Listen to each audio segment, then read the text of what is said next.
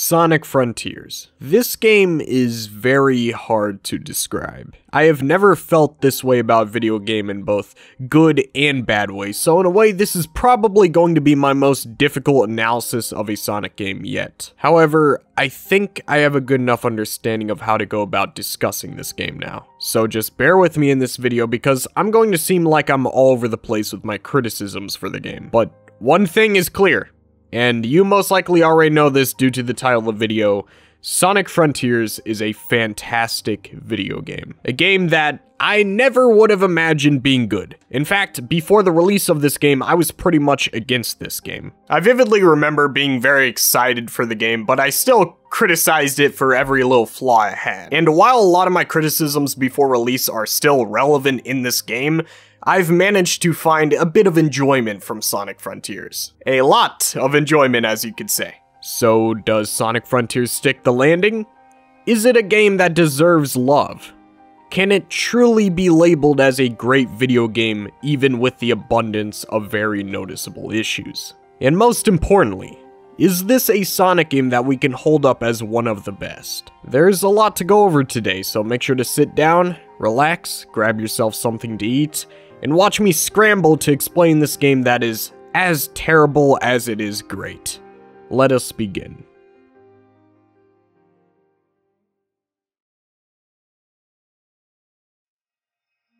Let's set the stage. The game opens up with Dr. Robotnik seeking out something deep within a dark forest. He comes across a mysterious portal to which he then slaps a device, otherwise known as Sage, onto the entrance of the portal. Before he knows it, he's surrounded by unknown enemies on all sides. In protection of Robotnik, the Sage device takes Robotnik to cyberspace. Cutscene ends. The next thing you see is a cheerful and upbeat scene of Sonic and the crew heading to the Starfall Islands in the search of the Chaos Emeralds, until something strange strikes the crew, sending them all into cyberspace. However, Sonic is the only character that can go safely in and out of cyberspace without facing consequences, so therefore he was able to escape the digital realm. Upon escaping, the entire mood of the game changes. It's dark outside, it's raining with some dreary music in the background. All of Sonic's friends are gone, and he's left all by himself on this mysterious island. But not all hope is lost. There is a voice above who is guiding Sonic to freeing his friends. That whole intro sequence right there is everything I needed to know to understand that this game got Sonic right. In previous Sonic games, there was serious storytelling. Well, at least they were trying to tell a serious story. But ultimately what those stories failed at was matching the tone with the serious subjects that the story was focusing on. Like, for example, take Sonic Forces. That game literally takes place in an all-out battle with the Eggman Empire taking over almost the entire world. Yet, whenever you see any of the characters actually fighting in the battle, they're never discouraged or anything. It's always like, yippee-yo, let's go win, guys, am I right? Thank you so much, Sega, for the high stakes you presented in Sonic Forces. But in Sonic Frontiers, the game's dramatic tone is reflected on the characters, thus giving you a story that feels like it has a lot more weight to it. And you know, this has been something that Sonic has been missing since Sonic and the Black Knight. Sonic's characters have always been disconnected from the story at hand. The greatest example I can give for this is actually Sonic Generations. That game is literally the end of Sonic's universe. The Time Eater is destroying everything. Time as we know it is about to not exist. Yet Sonic is not distressed at all that he is traveling through time. And Time Eater is literally eating everything. He's all like, oh well, we'll restore peace to the world, no problem. But with Sonic Frontiers, it's different. I mean, Sonic still has his confidence to save the day, but he also realizes the importance of the story. He understands how threatening this situation is to him and his friends, so he's actually taking it seriously. So in reality, I consider this a massive W for Sonic Frontiers because they're actually showing the emotions that are necessary for such a dramatic story. Sega has finally gotten Sonic's characters right for once. But that's not the only thing that Sonic Frontier's story did really well. For context, the main driving force of the storyline for Sonic Frontiers is for Sonic to free all of his friends, Amy, Knuckles, and Tails. In order to do that, he's guided by a mysterious voice to do various tasks around the open zone to help free his friends. The main objective being Sonic defeating the Titans of each island. But during that process of defeating the Titans, he can already talk to his friends. It's just that they're stuck in some kind of digital form. So during the main story, you can actually go off the main objective to go talk to Sonic's friends for more context on the story, as well as some pretty cool introspective dialogue with each of the characters. I cannot perfectly describe how much I love this. Being able to see these characters that I've grown up with talking to each other with no actual objectives is kind of refreshing to me. And what tops it off for me is that these cutscenes aren't intense. They're pretty laid back. Sonic isn't on screen going like, "Whoa guys, that was some Titan, am I right?" No, they're just talking, which makes them feel like characters again, and no longer like a bullet point that is only there to service the plot of the story. And quick thing before we move on, I just want to drop a mildly spicy take. I just want to talk about how much I love Roger Craig Smith's performance as Sonic in this game. I don't think Roger Craig Smith has ever sounded better than this as Sonic. Like, this is peak Roger right here. I mean, the amount of range Roger actually has in this game is insane. He can be kind of laid back,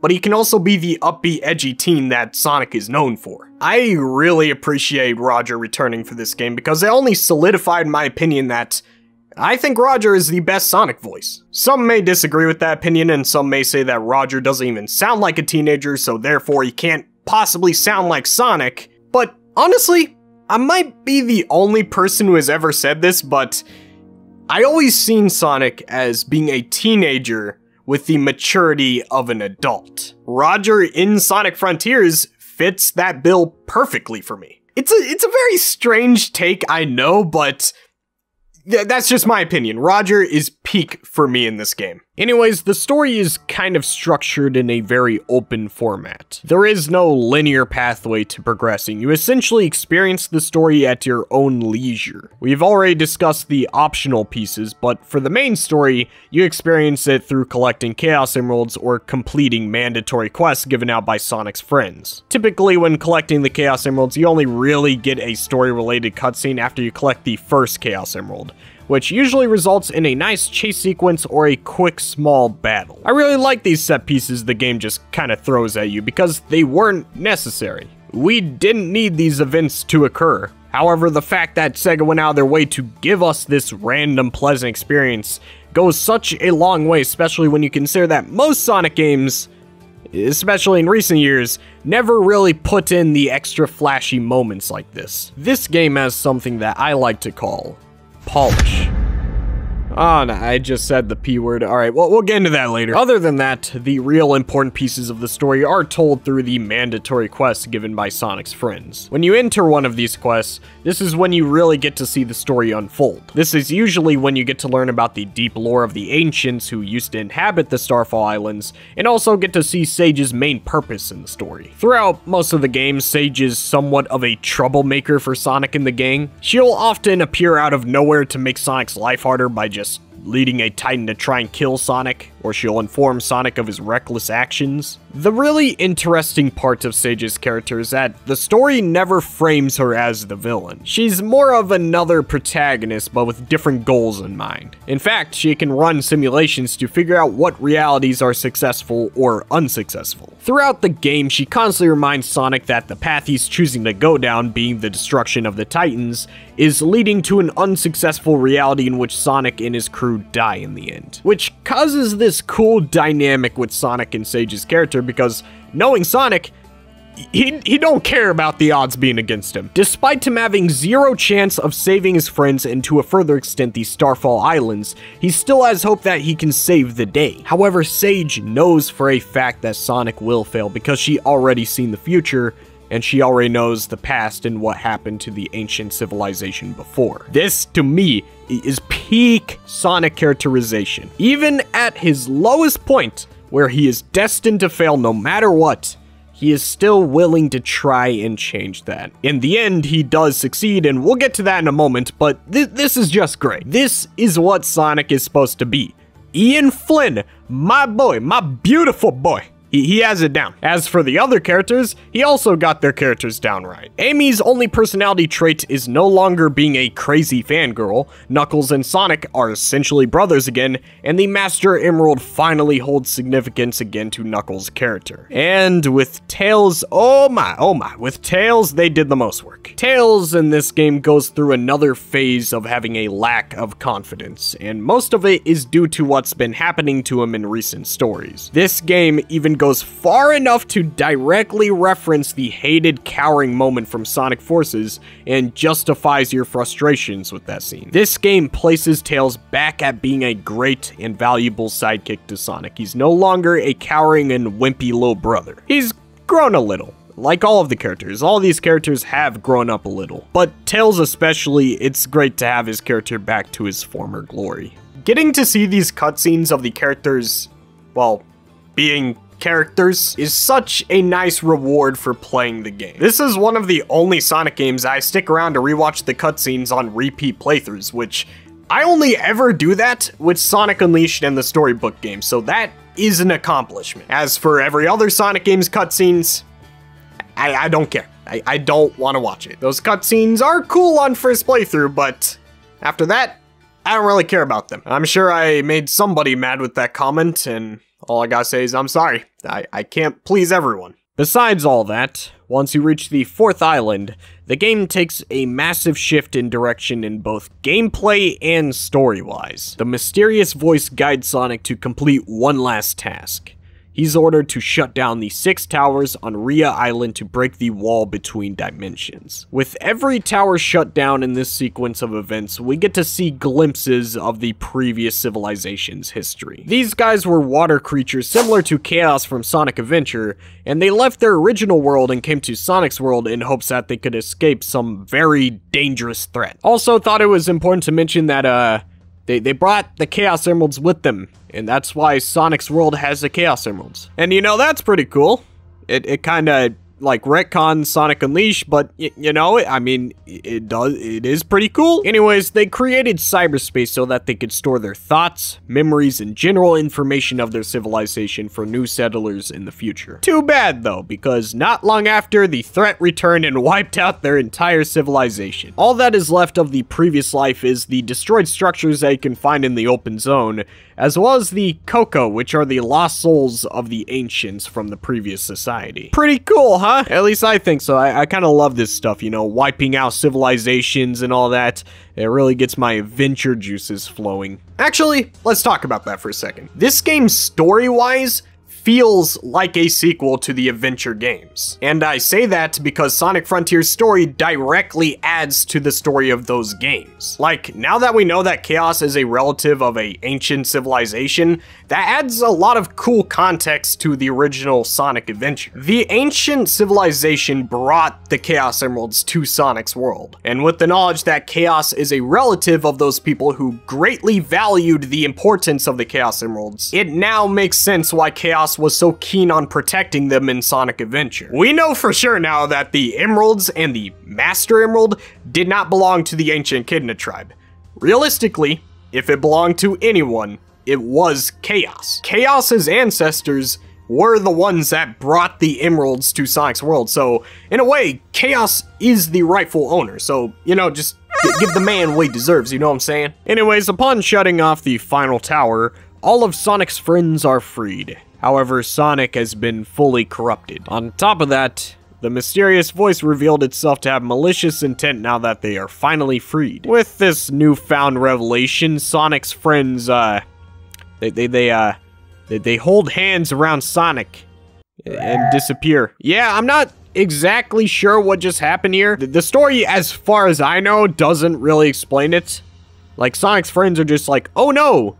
Sonic's gone, let's bring him back. Like what? I'm assuming they transferred their souls or their real lifeness to Sonic and went back to cyberspace. I don't know. I don't even know how his friends just naturally knew they could do this, but I guess it's whatever. Who cares? I mean, it's a kid's game, right? I mean, do you care? If you truly do care, you can make a big deal out of it. I don't care, though. I promise you, I do not care. Point is, Sonic is back and he's no longer cyber-corrupted. So this spawns a realization for Sage. Sage has never once performed a simulation on what would happen if Sonic and Dr. Robotnik worked together.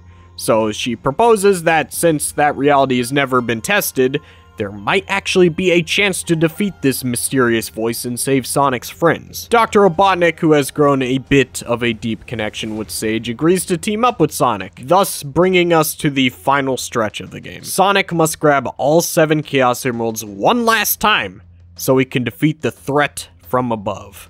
That sounds awesome, right? So, how does it conclude, you know? Well, you see, Sonic collects all 7 Chaos Emeralds, and he fights this Titan that is, possessed by the mysterious threat. But hold on!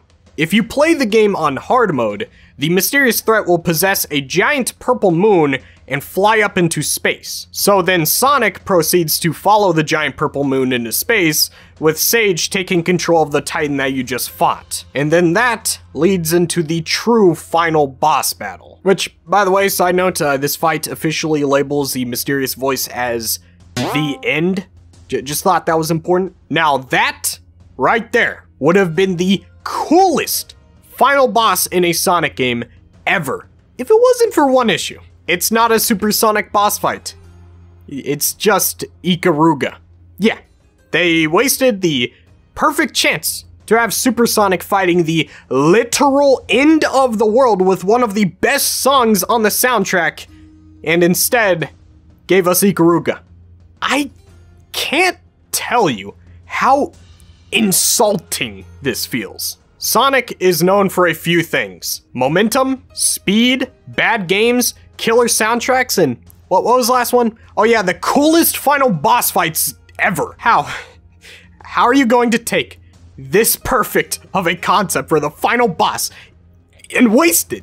How do you do this? And what makes it so much worse is that throughout the entire game, they're constantly throwing these thrilling supersonic boss fights at the end of every island, and it's just so epic, but on the last second of the game, they just drop the ball. It's so bizarre. Like, you had it. You really had it. Aside from gameplay, this boss fight is a 10 out of 10. Like, you got the end saying some super spooky and edgy stuff, the soundtrack is popping off, and you're in outer space, and we got nothing.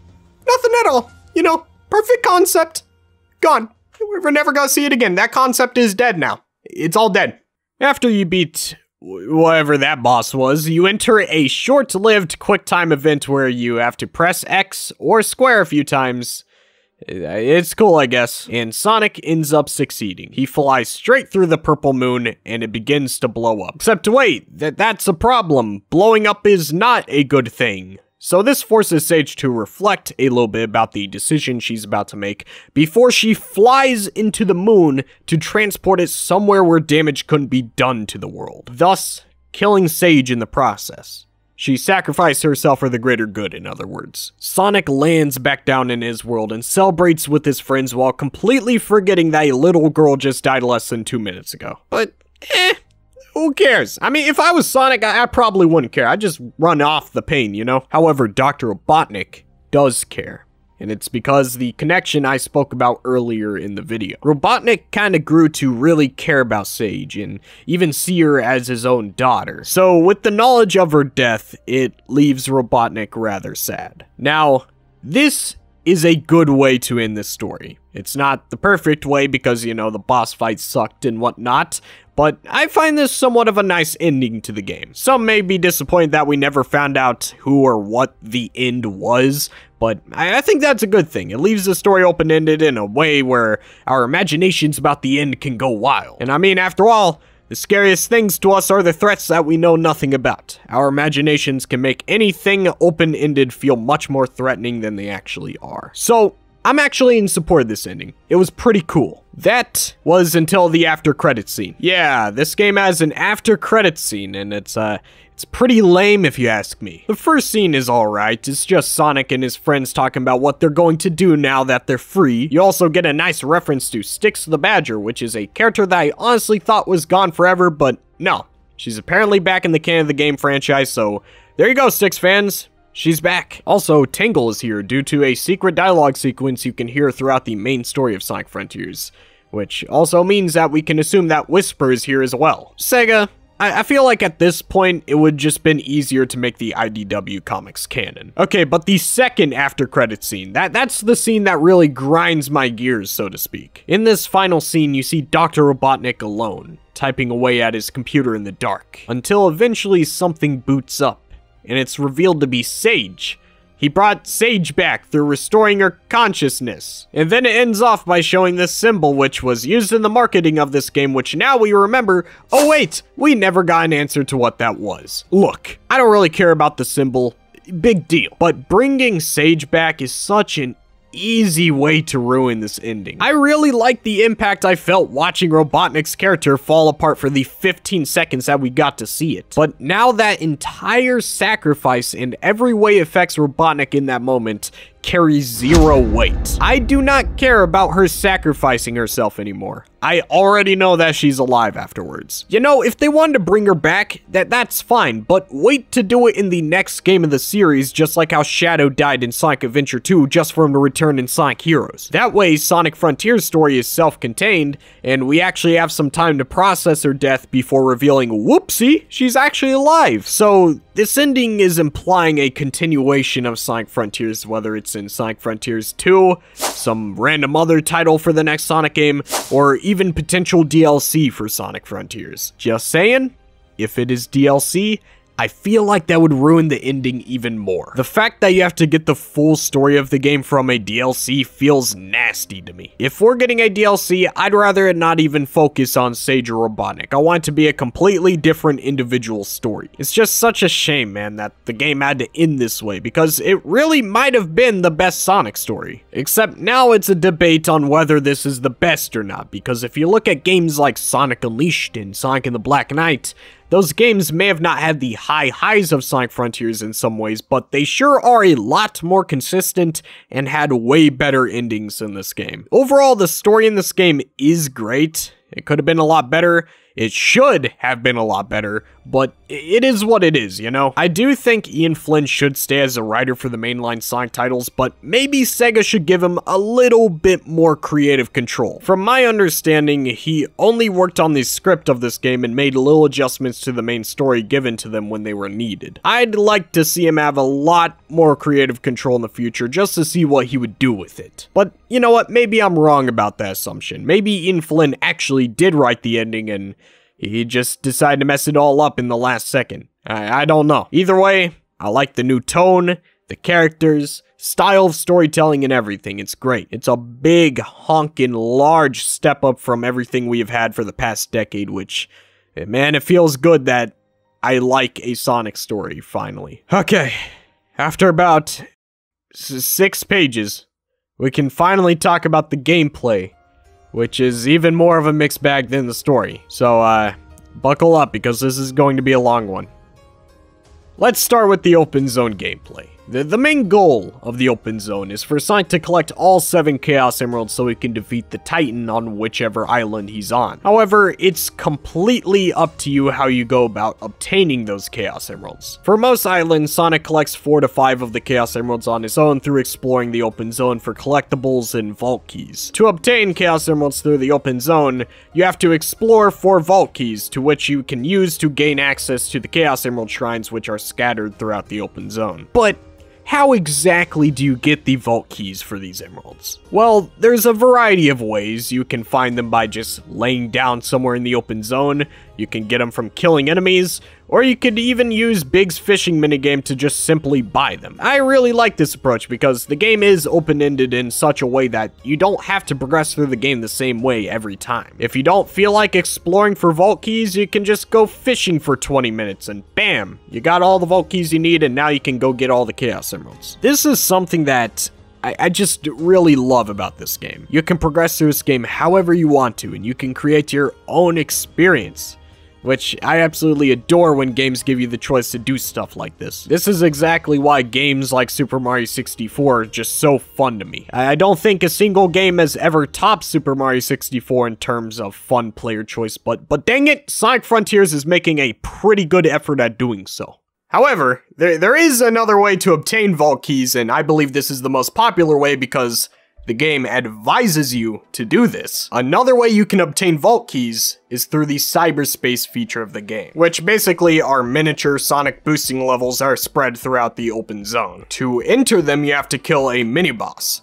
They will give you portal gears to which you can use to access these stages. This is where it gets controversial, because I don't like cyberspace at all. Essentially, your main goal of cyberspace is to, of course, play these Sonic boosting levels, but you also have to complete one of the 4 missions, preferably all 4, because with every mission you complete, you get a vault key. Upon completing all 4, you get 4 vault keys, which can be very beneficial when you're trying to get Chaos Emeralds. The 4 missions consist of completing the stage, getting a specific amount of rings, getting an S rank, and collecting all of the red rings. Typically, you can complete all of these in one run and it's no problem, but sometimes these levels do have a little bit of stricter time period, so you might have to replay a few of these. Now, this is not a bad concept. I want to make that clear. The idea of being able to enter boosting stages as a side activity in an open world Sonic game is brilliant. I want Sega to attempt this idea again in the future. However, what was given to us in Sonic Frontiers, it's quite disappointing. First of all, right off the bat, all of these stages have reused level aesthetics of Green Hill Zone, Chemical Plant, and Sky Sanctuary. There is one exception, but we'll get to that in a second. We are still reusing these same level aesthetics. This is so frustrating to me after how much we have complained about it. Now, I know why they did this. It's so that they could save on time and resources, but come on.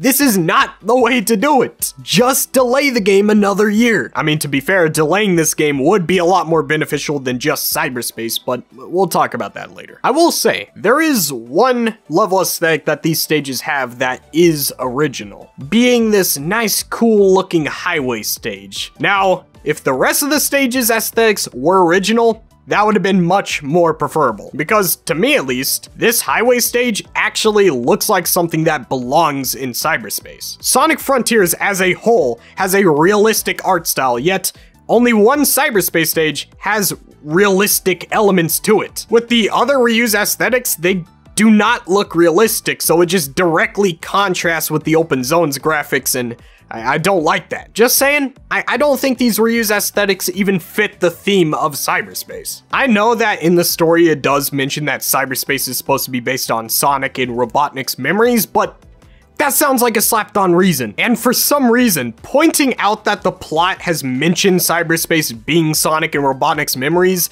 is somehow a defense for this game. I want to ask you guys a question. What actual significance does cyberspace collecting data from Sonic's memories have on the story?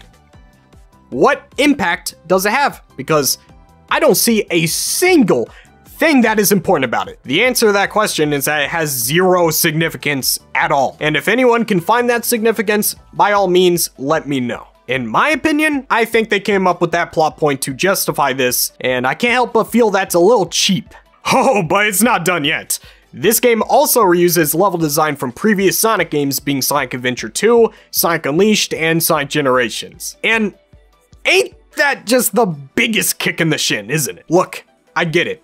They wanted to have boosting levels in Sonic Frontiers, but they didn't have enough time and maybe not even enough budget to make them. But come on, if you need another year of development, take another year of development.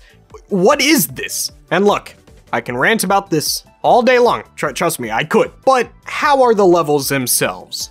Are they fun at all? Well, here's the thing. It is fun on occasions, but most of the time in my experience, it's been rather stale and disappointing. The reason why I say that is because the level design at times can be pretty decent due to it being taken from previous good Sonic games. I mean, it's still 10 times worse than the original stages, but you know, what can you do? They somehow copied the homework and still got the answers wrong. Now, the tweaks to the level design does hinder the quality of the stage, but in reality, my biggest issue with Cyberspace is the controls. I'll get into this later, but Sonic controls extremely well in the open zone. Like, I was honestly surprised at how much fun I was having just controlling Sonic. However, for some reason, they just decide to change your controls completely in Cyberspace and make it significantly worse. And I have no idea as to why. The main difference that bugs me the most about the controls is the turning speed in Cyberspace. It is astronomically slow, which is not always ideal because there are a lot of open environments in these stages, and one that comes to my head right away is the Dragon Road stage where you jump on the spinning circles. Trying to platform on that stage, painful. You can't turn at all. It's so hard to turn. I just don't understand why this is an issue. Why couldn't they just port over the open zone controls into Cyberspace? I feel like if that was the case, I could legitimately have some fun with these stages. But since it controls like doo-doo butter, I don't want to play most of these. Now, I say most of these because in a bizarre way, at the end of the game, Cyberspace actually picks up in quality. There are some notable stages near the end of the game that are kind of fun, and I say that because not only are they mostly fully original, but they also play to their strengths. There's less turning in these stages, and instead there's more platforming that requires homing attacks or the air boost. There's specifically one stage near the end of the game that I really did have a lot of fun with. It's this Cyberspace stage where all of the platforming is based on your air boost. It was really fun jumping to different pathways with the air boost and whatnot. It was super satisfying. If they weren't willing to give us better controls, then I think they should have made more stages like this one. I was genuinely enjoying myself here. So to an extent, Cyberspace can be a lot of fun, but sadly most of it is just crap. In my opinion, at least. I know that this section of the video is probably gonna get a lot of hate. I don't care. I criticize and say how I honestly feel about these games. If you disagree, we can disagree. We don't have to be enemies, you know? On the flip side, however, I found myself having a lot more fun with the open zone aspect of Sonic Frontiers. So that's kinda why I choose to stay within the open zone for most of my playtime. I just find it to be much more fun than what Cyberspace has to offer. I mean, I'll still occasionally stop by Cyberspace if I really do need some vault keys or if I like a specific stage, but other than that, all of my fun is being spent in the open zone. By the way, besides collecting vault keys, there's another objective that you have to complete in the open zone. Every island requires you to get around 2 to 3 Chaos Emeralds through the mandatory missions that are given out by Sonic's friends. In order for you to find these missions, you have to participate in the collectathon element of the game. Just going to get this out of the way. If you do not like collectathons, do not play Sonic Frontiers, because this game is a massive collectathon. On every island of Sonic Frontiers, you need to collect a specific amount of uniquely themed collectibles if you want to progress at all throughout the game. For every optional cutscene and for every main story cutscene, you need to go hunting for collectibles. And these collectibles can be anything depending on which island you're on and which of Sonic's friends you are saving. On Kronos Island, you are saving Amy, so you're collecting little hearts throughout the open zone. For Ares Island, you're saving Knuckles, so you're collecting medallions. With Tails on Chaos Island, you collect wrenches. Island 4 is different. We don't talk about Island 4. And finally, on Island 5, Uranos Island has you collecting hearts for Sage. Now, in order to find these collectibles, let's just say the game is structured in a very similar way to Super Mario Odyssey, in the sense that instead of making a ton of individual levels with obstacle courses to obtain collectibles, they just give you a giant map with a bunch of low-effort collectibles. Some of you may find what I just said to be an insult to Sonic Frontiers and Super Mario Odyssey, and my answer to that is, well, yes, it very much is, and also, no, it's definitely not a bad thing. You see, the main difference between Sonic Frontiers and any other 3D Sonic game is what the main objective is. Let's take Sonic Generations and Sonic Unleashed for example. Both of these games, similar to Sonic Frontiers, are boosting Sonic games. Except what makes them feel so different to play is what the end goal is. In Sonic Generations and Sonic Unleashed, you are playing the modern Sonic stages, and your goal is to reach the end of the stage in a short amount of time. Thus, the moment when you finally feel satisfaction for your accomplishments within the stage is at the very end with the results screen. That's when the game tells you either, hey, you did a great job, or oh no, you suck balls. This has been the structure for pretty much every Sonic game up until this point. I say that because instead of Sonic Frontiers placing its great moment of satisfaction at the end of the stage, it actually spreads it out. So throughout the open zone of Sonic Frontiers, you will find a bunch of low-effort platforming obstacle courses. It usually contains a spring, a rail, and maybe some enemies or a weird gimmick, but at the end of every one of these platforming segments, you are rewarded with a collectible. This is satisfying. It is satisfying when you as a player can speed through the open zone and grab collectibles with ease. And the best part about Sonic Frontiers is that Sonic moves extremely fast, so as soon as you get done obtaining one collectible, you're most likely running towards another collectible. So this game is constantly, every 30 seconds or so, giving the player the satisfaction that they are desiring. Because the number one thing players want to do in video games is accomplish tasks. So if you give them a map of tasks to complete and players can complete them really fast, well, you just created a killer formula for a video game. That's why people love Super Mario Odyssey, and that's why people today love Sonic Frontiers. It's just simply fun to complete like 20 different objectives in a matter of 5 minutes. It's actually addicting. I'm serious, like Sonic Frontiers is the perfect video game for people who have ADD because, oh my, there is so much to do and this game doesn't even stop for a moment to breathe. So many things to mess around with. Yeah, I'm going to be honest with you. Anyone who says the maps of Sonic Frontiers are empty are literally just blatantly lying to your face because these maps are so full to the brim with platforming challenges and random puzzles and tasks for you to do that you cannot possibly tell me that there is nothing to do in this game. That is blatantly false. This aspect of the game caught me off guard big time because I went into this game with a very open but pessimistic outlook on the game. But I couldn't lie to you in this video. While playing, I could not set the controller down. I had to keep playing because as soon as I would get done grabbing one collectible, I'm like, whoa, hold up, I don't want to go to the main objective. There's a whole nother puzzle over there for me to solve. I felt immersed in this game because no matter where I looked, there was something to do in the world.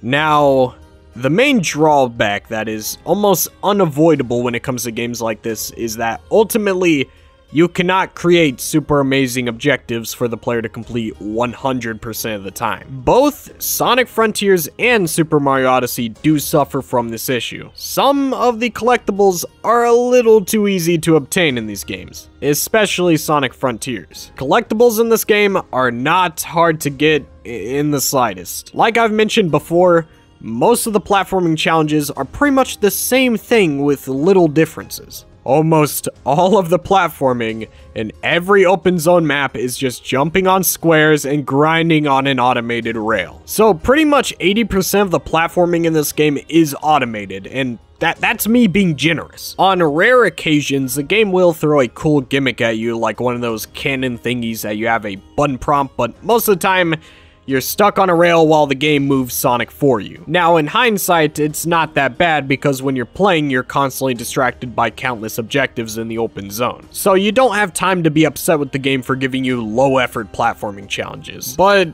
it still crossed my mind quite frequently just how mundane a lot of this platforming really is. I'm enjoying myself while playing, but sometimes I look at the platforming in this game and I can't help but think that it could have been a whole lot better. And I'm about to say something that I know is going to really rile some feathers in the audience, but just hear me out.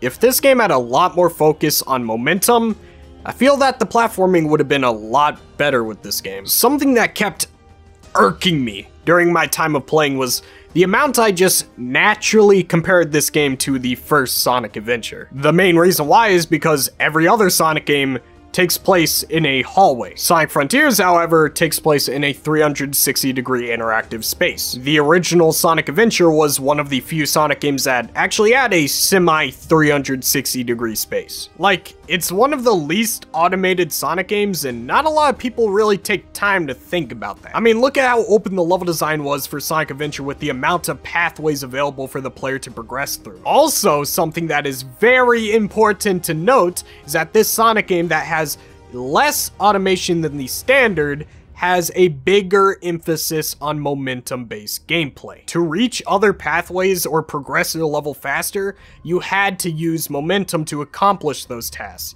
which is what made Sonic Adventure so brilliant. Now, the main reason why I believe momentum should have been a main focus for Sonic Frontiers is because of the 360-degree space. If we take a look at a game like Sonic Unleashed, for example, that game's level design is very linear, so it's perfectly fine to focus on automation as long as you provide enough obstacles in Sonic's way. That way, the game still feels interactive and doesn't feel like it's constantly holding your hand. However, in a 360-degree space, relying on automation makes the gameplay feel a bit dull. And I say that because you're not doing anything creative by jumping on a rail and grabbing a collectible. That's not hard in the slightest. Now, there are exceptions to this. You can skip parts of the automation or jump from a high place to skip the entire challenge altogether. That stuff is very cool, but it still feels like Sonic is very restricted on how he can platform in the open zone. Which, I feel like that is the antithesis of what open level design is supposed to do with a platforming genre game. The biggest influence you should have for making an open level design platformer is so that the players can get creative with how they platform. Otherwise, just make the platformer linear at that point because you're not using the open level design at its fullest potential. Let's take a look at Super Mario 64, for example. That game has open level design, yet there are so many creative ways to complete the objectives in that game due to Mario's moveset. This is how you make open level design work for a platformer. Sonic Frontiers doesn't do that, but if this game had the same momentum mechanics that were present in the adventure games, you could have gotten a lot more creative with the level design. You could use the level geometry combined with the momentum to create engaging platforming across the entirety of the open zone. Imagine having to do momentum-based obstacle courses. I'm losing my mind thinking about that. I am telling you, momentum is such a great way to bring so much replayability to the open zone gameplay. The momentum mechanics is the whole reason why people still revisit Sonic Adventure to this day. It just made it 10 times more replayable. With Sonic Frontiers, you don't really have any of that. You just have rails and gray platforms to jump on. That's it. There's not a whole lot of depth to that, and that's my entire point with this segment. Now, that's my main issue with the open zone, but now I'm going to go over a bunch of tiny but extremely annoying issues that I also have. Number 1. Elder Coco. So there is a leveling system in Sonic Frontiers, and it's a relatively nice system. For starters, in the open zone, you can find strength orbs and defense orbs just by opening up more sections of the map or by finding it randomly just laying down somewhere. With these orbs, you can take them to a Hermit Coco, and upon redeeming these orbs, it plays a nice little cutscene that you can skip. You know, nothing too bad, right? Your reward for exploring and finding these orbs is an upgrade to your damage output during combat and your defense during combat. The damage output upgrade is pretty self-explanatory, it just makes your attacks deal more damage, like duh. However, as for defense, I'm not entirely sure what that stat does. I may be wrong about this, so do not quote me on this, but I'm pretty sure it makes you lose less rings upon being hit depending on how high of a level the stat is. I'm pretty sure that's what it is. I might be wrong though. Either way, both of these stats that you need to level up is a neat feature. I like this feature. However, there are 2 more stats that you need to level up. One upgrades your capacity for carrying rings, and one upgrades your speed when running. Now, to gain the ability to upgrade these stats, you have to collect Coco, which are spread out throughout the open zone. And you know, this ain't so bad of a collectible to find either. I mean, it's just fine. But where the game completely drops the bowling ball on your balls is when you eventually go to redeem them at the Elder Coco. Yet this time, it doesn't play a cutscene that you can skip. No. It makes you go through an entire dialogue sequence just to say yes to continuously upgrade Sonic's speed or ring stat 1 level at a time. There is no efficient way of speeding up this process at all. Depending on how much cocoa you've gathered, you could be spamming the A button for over 5 minutes just trying to get all of the levels you deserve. I just...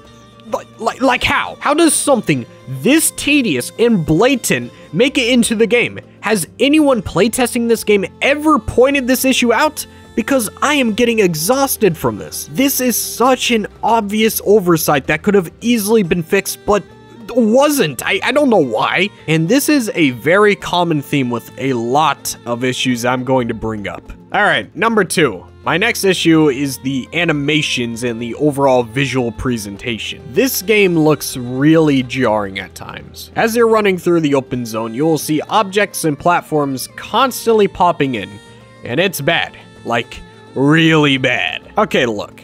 Breath of the Wild has some pretty bad pop-ins, so it's understandable if this pop-in was on the Nintendo Switch version of the game. But I recorded this on the PlayStation 5, the same console that is home to games like God of War Ragnarok and Ratchet & Clank Rift Apart. This is ridiculous. The worst part is that they could have tried to disguise it, like they could have made some glitch transition effect that takes place right before objects appear, you know, to make it look less awkward. That excuse would be perfect, especially for this game, since everything here is cybernetic, so why not? Why did they just leave it out so openly and blatant for your eyes to see? But that's not even where it ends.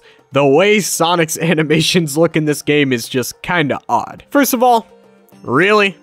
Still Sonic with the same pose? I don't even care about the quills. I just hate that we have to look at the same Sonic with the same pose for 3 mainline games in a row. Like, okay, 2, that's fine, I guess. I can work with it. It didn't look too bad in Sonic Forces after all. But 3 games, I feel like you're pushing it. You want this game to feel new, right? So ideally, you don't want to make it abundantly obvious that you are porting things over from the previous game. But then again, they're still porting over Sonic Generations levels, so I don't know. Maybe they want to sell us on the same game again. And before I hear it's perfectly normal for developers to reuse assets and animations, I want to stop you right there in your tracks because that is the dumbest argument that I've heard about a million times in relation to this game. Of course, there is nothing wrong with reusing resources from previous games that a development team has worked on. It's perfectly fine to port over those assets, textures, animations, and maybe even a few models or so. There is nothing wrong with porting over resources. But there is a big difference between this pose and these level aesthetics being reused as many times as it is. The big difference is that in most games, reused resources are reused in a creative and hidden way. Shout out to Average Burger Boy, he actually showed me this one day. The buildings in the background of Cityscape in Sonic Generations are actually from Sonic Unleashed Rooftop Run. I would have never noticed that in a million years of playing Sonic Generations. That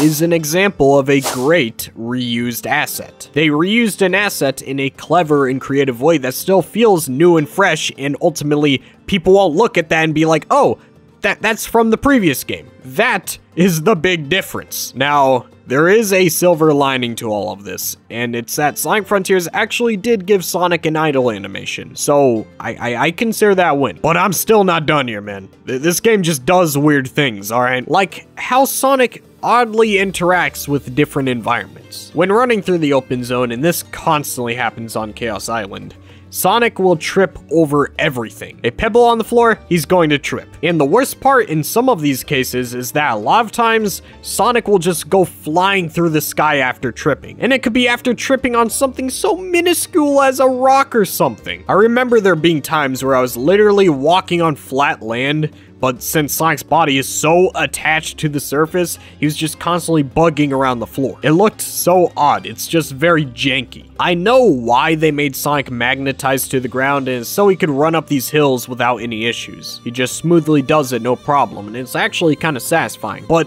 some things just feel awful to interact with when playing as Sonic. Also, another weird thing. Rails. Sonic is weird with rails in this game, man. When he jumps off of a rail, there's a decent amount of momentum. It's not the greatest, but it's like the only somewhat good form of momentum that this game has to offer, so I'll take what I can get, even if the level design doesn't support it that much. But regardless, when Sonic jumps off of a rail, he stays in this stiff, rail-grinding jumping pose that looks very awkward. Also, another weird issue with the rails. When Sonic has the Super Boost, which by the way, the Super Boost is a fast lightning powered boost that you can obtain from collecting the max amount of rings, upon boosting, the rails can bug out pretty badly. In fact, the Super Boost just causes a lot of issues in general. I like the Super Boost, do not get me wrong, it's a really easy and fun way of getting around the open zone, but it just causes more issues than it's worth for me. For one, like I've already said, the rails bug out easily to the Super Boost, and even when it's not bugging out, it's really hard to switch rails when you're going at Mach 3. Then there's the issue of trying to side loop things. The side loop is a very important move in Sonic's arsenal, yet it's really annoying to use it with the Super Boost because you're moving so fast that you can't draw a circle sometimes. Which only makes combat even less fun because when you want to use a side loop on, say, a large group of enemies, again, it's really hard to do that when you're at top speed. So many times when playing, I'll find myself getting myself hit by an enemy just so I can lose the Super Boost because it makes the game a lot less fun in my opinion. Again, it's cool when you're using it as a means of transportation from one side of the map to the other, but otherwise, I don't like it. I just wish there was an option to turn it off or something. And the final big inconsistency with this game that I want to point out is the islands in this game. The islands quality is a little bit all over the place. First, you got Kronos and Ares Island. I think those two islands are the best islands in the game. They look aesthetically pleasing, the design of the islands are great, and I almost never feel frustrated when playing any of these two. To me, I feel like Ares Island was the peak of Sonic Frontiers. That island visually looks great, it's massive, it just feels good to traverse, you get my point. But when you head into the third island, being Chaos Island, which isn't the worst island, but it's pretty dang close. The two biggest issues with this island is how annoying it is to traverse the design of the island and the 2D sections. The 2D sections are self-explanatory. I'm not joking. Probably about 90% of the platforming on this island is all in 2D. I mean, there is a little bit of 3D platforming, but the wide majority of it is just 2D. Why? Now look, I don't have a problem with 2D sections. I love Sonic Colors and the 2D sections in that game never bother me. But this is obsessive. Everything is 2D, it is ridiculous. To make it even worse, it's super easy to break the automation in the 2D sections. I have lost count of how many times I've tried to complete a 2D platforming challenge, and yet I can't even complete it because the game is still in 3D. It's so awkward and broken. Why did you make this island 2D? Then there's the issue of traversing Chaos Island, because the funny thing about Chaos Island is that it's multiple islands. So in order to reach the other islands, you have to find a rail for Sonic to grind on that bridges the gap between islands. Now this sounds simple, right? But the map is so massive that you have to look up and down and all around trying to find out where the connecting rail even is. Then it gets even worse because some of the rails are on top of a mountain, which by the way, the mountain itself is a puzzle to climb due to the ice. So you're just constantly lost trying to get transportation around the map. Then, for some reason, some sick individual who probably hates Sonic and puppies decide to lock one of the entrances to the islands behind a main story mission. So you can't just 100% island and then complete the story. No, you have to complete both at the same time. Why? Who did this to me? This entire island was just a hassle to complete compared to the rest. Sure, it is fun at times, but this island zaps the energy out of you. But it's still not the worst island. Because what's worse? Frustrating content or no content? Welcome to Rhea Island, where you have a massive map to explore with nothing in it. On this island, you just go up 6 different towers that are scattered throughout the map, and you reach the top of them to shut them down. That's it. Which is so unfortunate because this map is huge, yet none of it is used for anything. Now, it's very clear as to why there's nothing here. And I'm just gonna put this out there that what I'm about to say is speculation. Do not take it as fact. But I'd say it's reasonable speculation. In my personal opinion, it seems that Sonic Team wasn't able to finish the game. Thus, this island was reduced to a story segment. I mean, it's just so clear that they wanted to make this its own separate open zone, but I don't think they had enough time to do that. I mean, who goes through the effort of designing this beautiful island just to do nothing with it. Nobody does that unless they were rushed, which probably happened. Please, Sega, just let Sonic Team make their games and give them a nice budget. Stop this dumb stuff. It only results in you getting clowned on, alright? Nobody likes this. Then you finally have Uranos Island, which on first glance is one of the best designed islands. It looks beautiful, it's fun to traverse, and it's massive in a good way. However, this island can be quite annoying. It's because of one reason: inflation.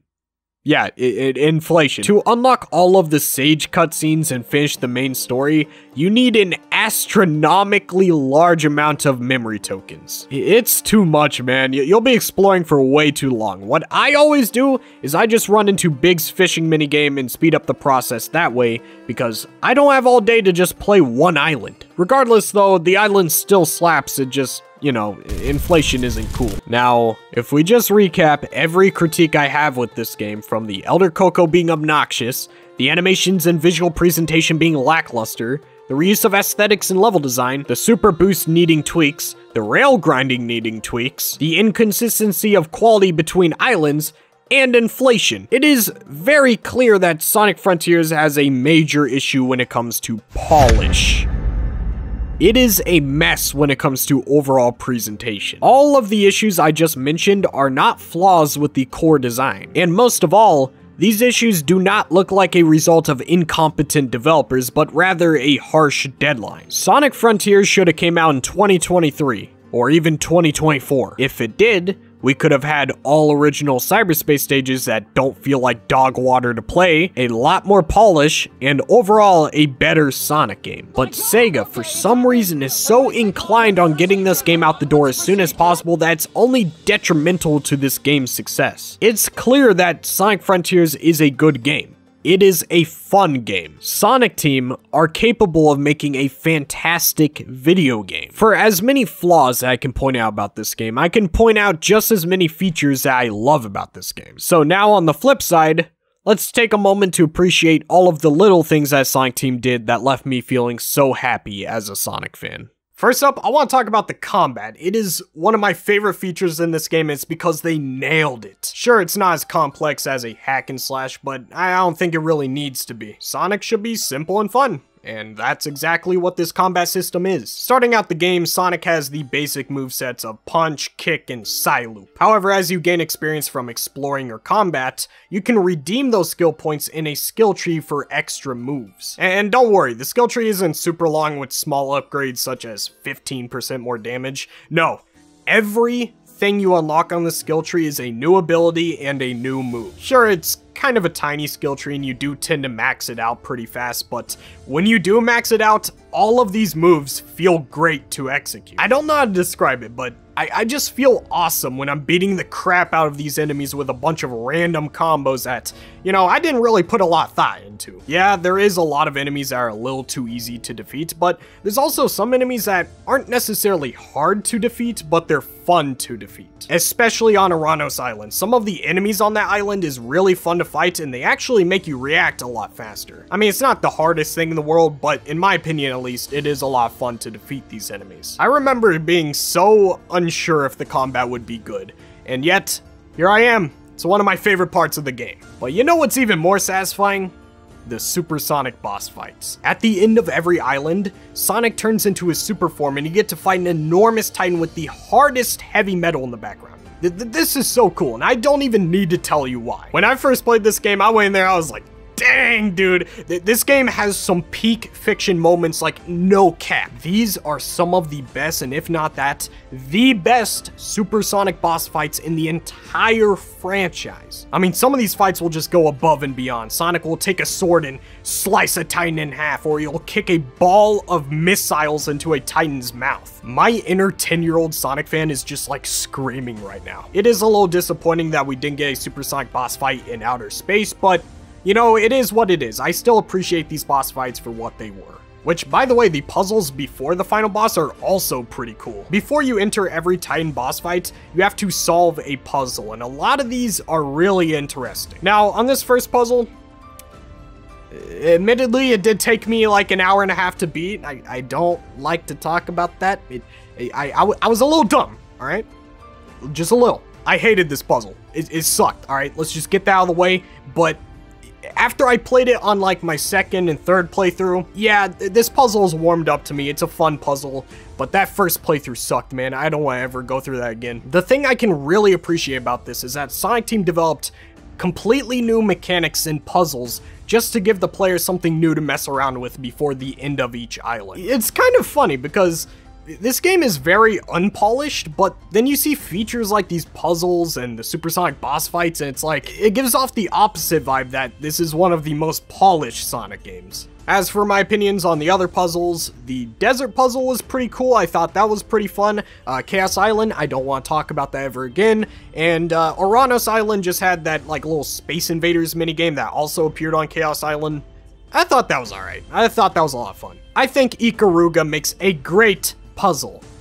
A great puzzle. And the thing about all of these features I'm talking about is that we haven't had a Sonic game that cared about all of the unnecessary tiny details and cared this much about being a AAA Sonic game since Sonic Unleashed. 2008. There's also a lot of good things about this game that I also haven't felt since Sonic Unleashed. I have criticized this game a lot in this video, and I still feel like my criticisms are justified, but despite all of that, I cannot lie to you and say that I did not have a blast playing this game. Sonic Frontiers, with all of the flaws it has, and after all of the criticisms I have given this game, is one of the best Sonic experiences I have ever had. There's just so much that this game did that I have always wanted in a Sonic game, such as the fact that we finally have a 3D Sonic game that allows you to control Sonic in a 360-degree space. You don't know how long I have been wanting one of those. Every single 3D Sonic game is in a hallway.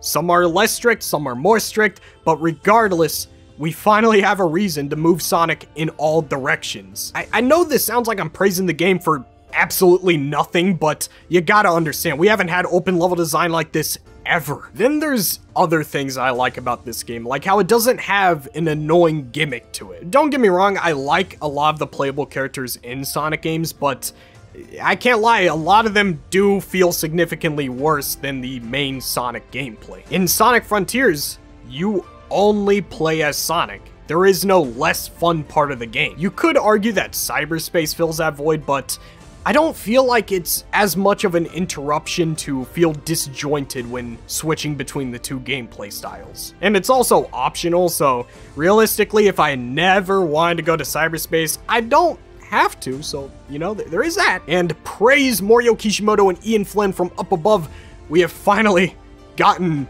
a good Sonic story. The ending was a little disappointing, but I love the dialogue in this game. Sonic's character feels like Sonic again. And you know, the biggest thing that has impacted me with this game, and I've talked about this in previous videos with other Sonic games, but like, when you hit the credits of the game, you get the same feeling you get when you finish an open world game like Fallout, a Rockstar game, or whatever Bethesda game. Like, you get that feeling of satisfaction, but also emptiness. Like, what are you supposed to do? What are you supposed to play now? You just finished this long adventure. What else is there to do? You just don't know how to process the game that you just played because there's so many emotions and feelings running through your head of how much you just loved that experience, you know? When it comes to Sonic games, I have only ever had that feeling once with one other Sonic game, and that was Sonic Unleashed. This game feels like a journey like Sonic Unleashed. So naturally, when I completed it, I honestly did question if Sonic Unleashed was the best anymore. I was thinking like, maybe Sonic Frontiers is my new favorite Sonic game? Maybe? Maybe Sonic Frontiers is better than my favorite. It was a strange thought to have. So why don't we answer that question? Is Sonic Frontiers the best Sonic game? No. It's not the best, alright? It's not the best game. There's too many flaws. You got Cyberspace right there. Cyberspace is kind of funny, not gonna lie. After playing Sonic Frontiers another time and some more over the past month, some of the first good impressions have worn off on me. I'm now able to see the flaws of Cyberspace and the weird jank Sonic has without viewing it under a honeymoon phase. Now, that doesn't mean I hate the game.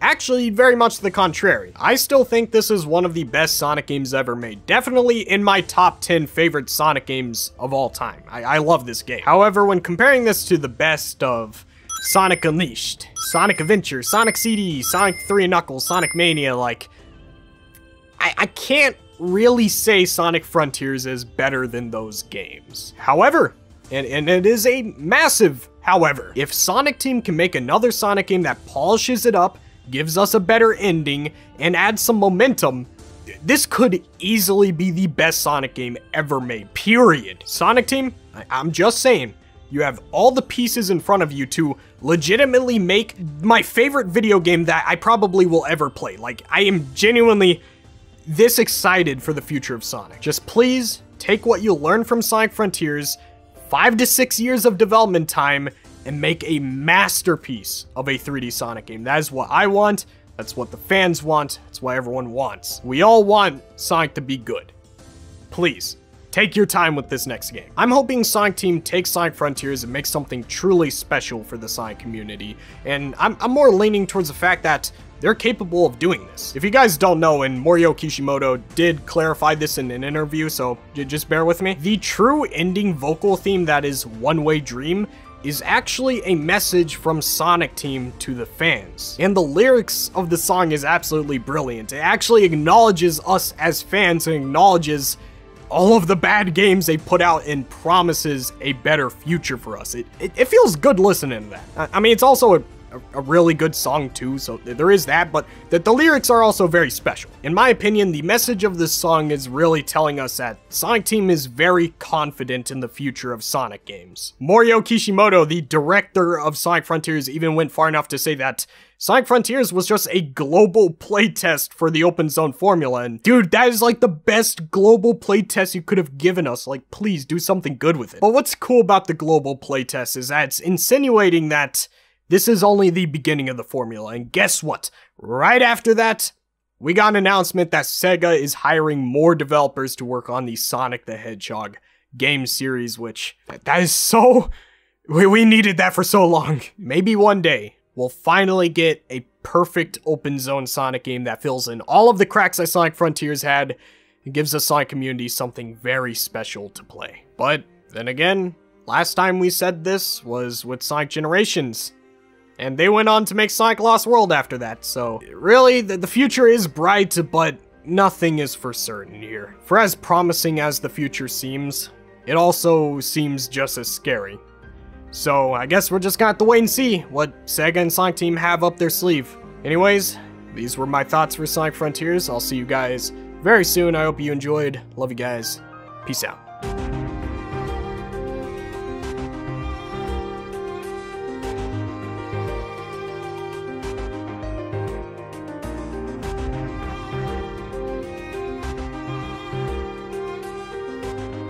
My chill members are The Nice Guy Here 567, Snicks, ArchXYZ, Bananas, JNXV, Ethan K78, Johnny and Rings, Sonic Man 715, Sonic Hub, Thomas Rai, Chip Chop Chopscape, The Squeaker Nerd, Super Shags Boom, Sonic Extreme, and Super Saiyan Sonic. Thank you all for supporting the channel. I'm sorry this video came out late. It took a while to make, and I want to make more videos like this one because this was a lot of fun. I hope you guys enjoyed. Tell me what you guys think of this video. Did you like the live action segments? Do you think it was structured well? Or do you think it was completely terrible? I don't know. Don't really care. You can give me your honest criticisms. That's what I want. Anyways, I love you guys. Make sure to click one of the in-card screens coming up after I get done talking. Peace out.